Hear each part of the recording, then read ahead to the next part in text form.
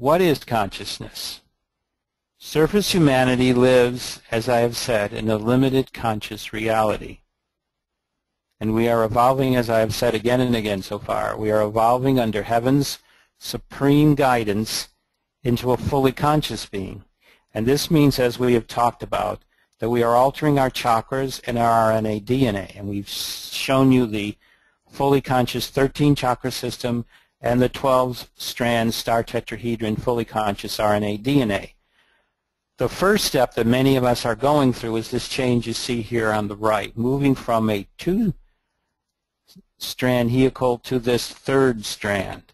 And this 3rd strand is going to be breaking into other sections till we form our 12-stranded system. Now, we're talking about consciousness. Consciousness explains why I am me. And here's a general definition for it. Consciousness is the spiritual awareness of a reality. It's more than physical consciousness. It's a consciousness that exists on 2 levels simultaneously, the spiritual level and the physical level. Because as I said, fully conscious beings move between densities. They move from the extremely light and wondrous densities of heaven to the darker, but still full of light, denser realities of the lower levels of physicality.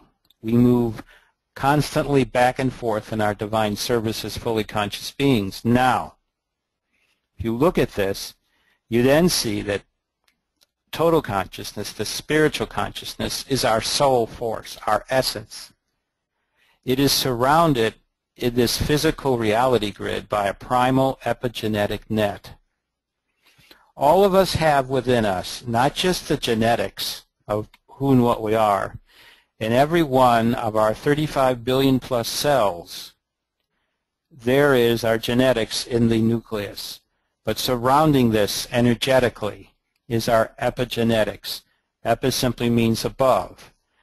Any experience that our relatives had, our distant ancestors, up to our own lifetimes, is living there within our genetics. And this is our epigenetic structure. So it was created by our ancestors, and we have contributed our own energies to it. Now, as physical beings, we take what we feel from this reality grid, and as physical beings, action results. Now, let's look at that. Physical consciousness can be broken down into 2 aspects, one that comes through divine love and one that comes through divine light. Let's look at these 2. And as you can see, the one that comes through divine light enters through the crown chakra and enters down through the heart. Let's look at this. This is divine love, one of the 2 we're talking about. Divine love, which is the soul energy, is the energy of the Creator.